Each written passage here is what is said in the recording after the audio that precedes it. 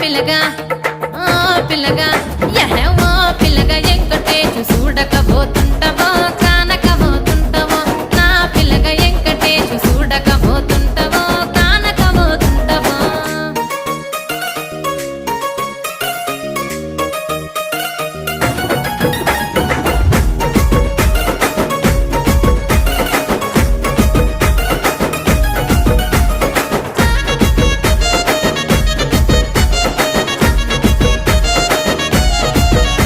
ఓయ్ కండ్లకు కాటు కవెడితే కన్యాకుమారి